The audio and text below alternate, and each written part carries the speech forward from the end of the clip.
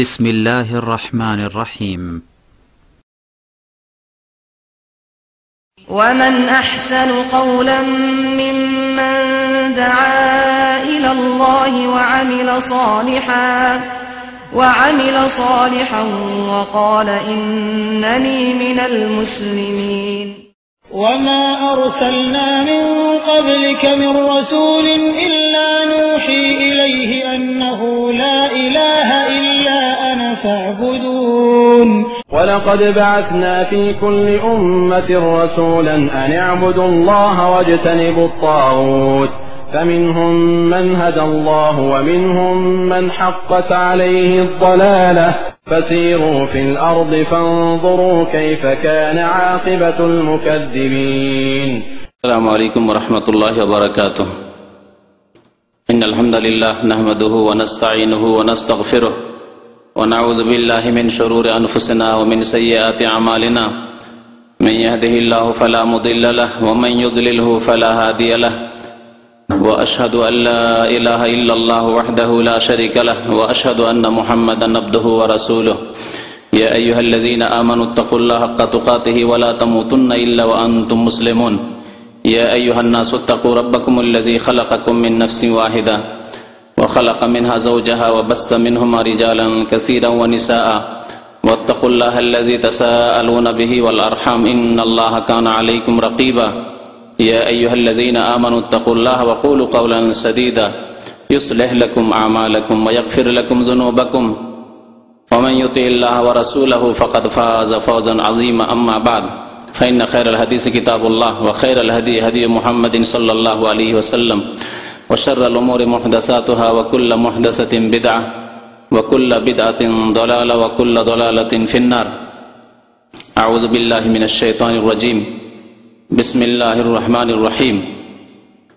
ولقد بعثنا في كل أمة رسولا أن اعبدوا الله واجتنبوا الطاغوت.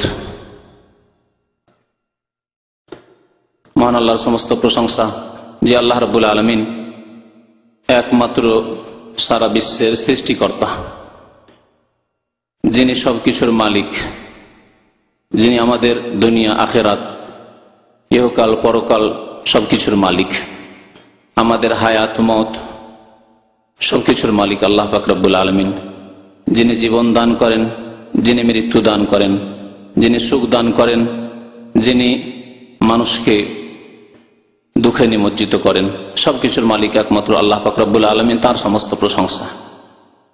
যে আল্লাহ পাক সবকিছুর সৃষ্টিকর্তা, সবকিছুর রিজিক দাতা, সে আল্লাহ পাক রব্বুল আলামিনের জন্য সমস্ত ইবাদত বন্দেগী।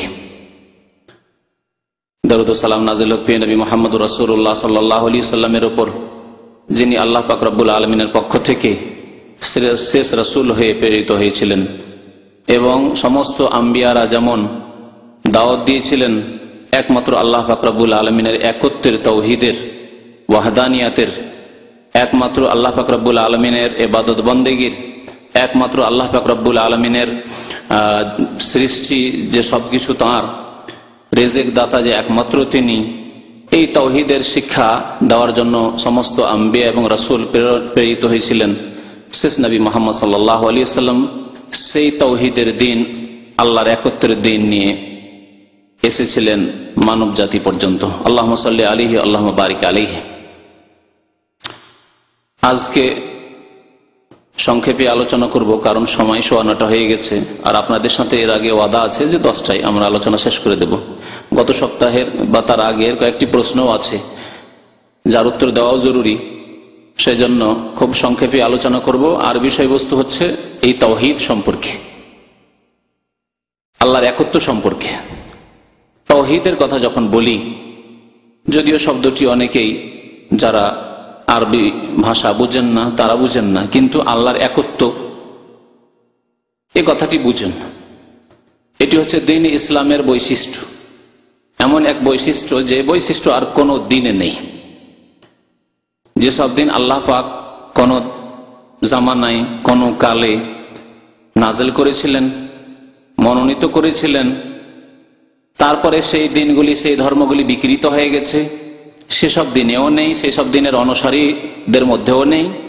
এবং যেসব ধর্মগুলি মানুষরা তৈরি করেছে সেসব ধর্ম নেই। আমি যে দুটি কথা বললাম এর দ্বারা আশা করি বুঝতে পেরেছেন যে তাহলে যেই সব ধর্ম রয়েছে দিন ইসলাম ছাড়া সেগুলি দুই রকমের। দিন ইসলাম ছাড়া যেসব ধর্ম রয়েছে তার দুই রকমের। এক রকমের ধর্ম যেগুলো মানুষের তৈরি করা ধর্ম, মানব রচিত ধর্ম, হিন্দু ধর্ম, বৌদ্ধ ধর্ম, শিখদের ধর্ম, জৈন ধর্ম, এই রকম ধর্মগুলি হচ্ছে মানুষের তৈরি করা ধর্ম, মানব রচিত ধর্ম। এসব ধর্ম ঐশী বাণীর ভিত্তিতে পৃথিবীতে আসেনি, কিছু মানুষরা এগুলিকে রচনা করেছে। আর ছোটকাল থেকে আমরা পড়েছি যে হিন্দুদের লেখা ইতিহাসের বইয়ে যে বেদ রচনা করেছে কারা? আর্যরা বেদ রচনা করেছে। আর্যরা যখন ভারতে আগমন করে আজকে থেকে 3500 বা 4000 বছর আগে আসার পরে তারা বেদ রচনা করেছে। তাহলে তাদের কথা তার স্পষ্ট যে এগুলি হচ্ছে মানব রচিত ধর্ম, আর্যদের রচিত ধর্ম হিন্দু ধর্ম। আর তারপরে যেহেতু মানুষের তৈরি করা, সুতরাং নতুন নতুন কথা, নতুন নতুন কাজ, নতুন নতুন কর্ম ধর্মের নামে ঢুকতেই আছে, বাড়তি আছে, বাড়তি ঘাটতি হতেই আছে। এ হলো মানুষের তৈরি করা ধর্মের অবস্থা। আর কিছু ধর্ম আছে যেগুলি আল্লাহ পাক রব্বুল আলামিন নাযিল করেছেন আকাশ থেকে কোন কালে এবং সীমিত কালের জন্য, তারপরে সেই ধর্মগুলিকে রহিত করে দেওয়া হয়েছে, কিন্তু সেই কিতাবগুলির নাম বাকি থেকে গেছে। আর তাতে কিছু অংশ আল্লাহর নাজিলকৃত থাকলেও অধিকাংশ অংশ বিকৃত হয়ে গেছে, যেমন তাওরাত, যেমন ইনজিল। তাওরাত আল্লাহ পাক নাজিল করেছেন মুসা আলাইহিস সালামের উপর, ইনজিল নাজিল করেছেন ঈসা আলাইহিস সালামের উপর, কিন্তু এই কিতাবগুলি বিকৃত হয়ে গেছে। সুতরাং কিতাব যখন গ্রন্থই বিকৃত তখন ধর্মই হচ্ছে বিকৃত। এই জন্য খ্রিস্টান ধর্ম বিকৃত, যদিও আল্লাহ নাজিলকৃত ধর্ম। ইনজিলের ধর্ম যদিও আল্লাহ নাজিলকৃত ধর্ম ছিল, কিন্তু বিকৃত ধর্ম, আসল রূপে নেই। বলাই মুশকিল যে কোনটি সঠিক কোনটি বেঠিক, কোনটা ঠিক কোনটা ভুল। এইরকমই যারা মুসা আলাইহিস সালামের অনুসারী হওয়ার দাবি করে ইহুদিরা, তারা সঠিক ধর্মের ওপর নেই। এমনকি মুসা আলাইহিস সালামের যে দিন নাজিল হয়েছিল তার উপরেও নেই। একে তো সেই দিন রহিত, আল্লাহ পাক রব্বুল আলামিন তার রহিত ঘোষণা করেছেন, ক্যান্সেল, বাতিল, সেই দিন সেই ধর্ম বাতিল। তার উপর সেই দিনের অবস্থা হচ্ছে যে তা বিকৃত, তাওরাত বিকৃত, ইনজিল বিকৃত, আসল রূপে নেই। কোরআনে কারীমকে আল্লাহ রাব্বুল আলামিন একটি বৈশিষ্ট্য দান করেছেন, তা হচ্ছে কোরআনে কারীমের শব্দে কেউ বিকৃতি নিয়ে আসতে পারবে না, অক্ষরে কেউ বিকৃতি নিয়ে আসতে পারবে না। কিন্তু এক শ্রেণীর বিদআতপন্থী হবে যারা ইসলাম ধর্মের নামে আল্লাহ ছাড়া অন্যের পূজা করবে, আল্লাহ ছাড়া অন্যকে ডাকবে, যারা শিরক করবে, বিদআত করবে, নতুন নতুন কাজ করবে, কিন্তু ইসলাম ধর্মের নামে তারা কোরআনে কারীমের আয়াতের অর্থের বিকৃতি ঘটাবে।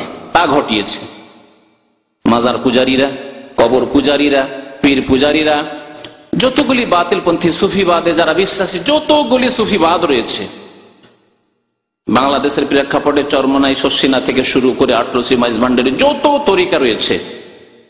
আর একটু পুরানো তরিকাগুলি, সেই তরিকাগুলি থেকে নতুন নতুন তরিকাগুলি, জনসাধারণ যেহেতু এই তরিকাগুলি বুঝে, পুরাতন তরিকা থেকে যে তরিকাগুলি এসছে, মুজাদ্দিদি তরিকা, চিশতি তরিকা, কাদেরি তরিকা, সাহারওয়ার্দী তরিকা, নকশবন্দি তরিকা, এগুলি হচ্ছে তরিকা।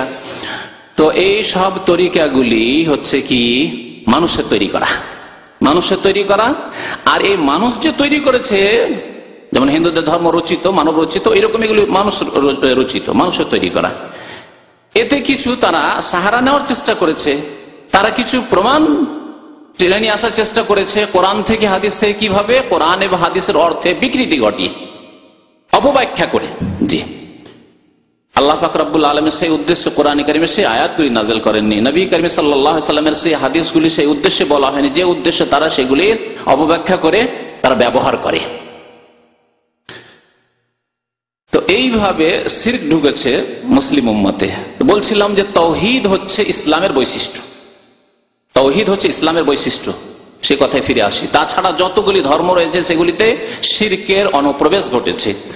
আর ইসলামে যারা অনেকেই মুসলিম বলে দাবি করে, ইসলামের কিতাব হেফাজত রয়েছে, সুরক্ষিত রয়েছে, অর্থাৎ কোরআনে কারীম মাহফুজ রয়েছে, সুরক্ষিত রয়েছে, তাতে শব্দের বিকৃতি ঘটেনি। নবী করিম সাল্লাল্লাহু আলাইহি ওয়াসাল্লামের হাদিসগুলি সুরক্ষিত রয়েছে, হেফাজত রয়েছে, কিন্তু মুসলিমদের